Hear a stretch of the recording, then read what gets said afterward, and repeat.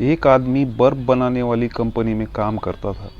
एक दिन कारखाना बंद होने से पहले अकेला फ्रीज करने वाले कमरे का चक्कर लगाने गया तो गलती से दरवाज़ा बंद हो गया और वह अंदर बर्फ वाले हिस्से में फंस गया। छुट्टी का वक्त था और सब काम करने वाले लोग घर जा रहे थे। किसी ने भी अधिक ध्यान नहीं दिया कि कोई अंदर फंस गया है। वह समझ गया कि 2-3 घंटे बाद उसका शरीर बर्फ बन जाएगा।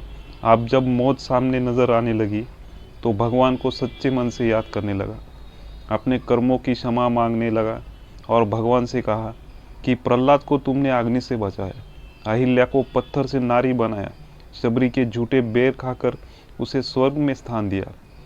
प्रभु, अगर मैंने ज़िंदगी में कोई एक काम भी मानवता व धर्म का किया है तो तुम यहाँ से बाहर निकालो।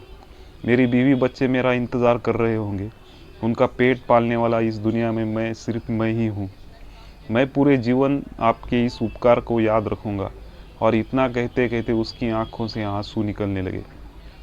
1 घंटे ही गुजरा था कि अचानक प्रिजन रूम में खटखट की आवाज़ हुई। दरवाज़ा खुला, चौकीदार भागता हुआ आया, उस आदमी को उठाकर बाहर निकाला और गर्म हीटर के पास ले गया। उसकी हालत कुछ देर बाद ठीक हुई तो उसने चौकीदार से पूछा, आप अंदर कैसे आए? चौकीदार बोला कि साहब, मैं 20 साल से यहाँ काम कर रहा हूँ। इस कारखाने में काम करते हुए हर रोज़ सैकड़ों मजदूर और ऑफिसर कारखाने में आते जाते हैं। मैं देखता हूँ, लेकिन आप उन कुछ लोगों में से हो जो जब भी कारखाने में आते हो तो मुझसे हंसकर राम राम करते हो और हालचाल पूछते हो, और निकलते हुए आपका राम राम काका कहना मेरी सारे दिन की थकावट दूर कर देता है। जबकि अक्सर लोग मेरे पास से यूं गुजर जाते हैं कि जैसे मैं हूँ ही नहीं। आज हर दिनों की तरह मैंने आपका आते हुए अभिवादन तो सुना, लेकिन राम राम काका सुनने के लिए इंतज़ार करता रहा।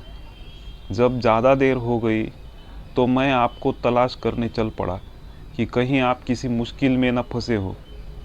वह आदमी हैरान हो गया कि किसी को हंसकर राम राम कहने जैसे छोटा काम की वजह से उसकी जान बच गई। राम कहने से तर जाओगे, मीठे बोल बोलो संवर जाओगे। सबकी अपनी ज़िंदगी है, यहाँ कोई किसी का नहीं खाता है। जो दोगे औरों को वही वापस लौट कर आता है।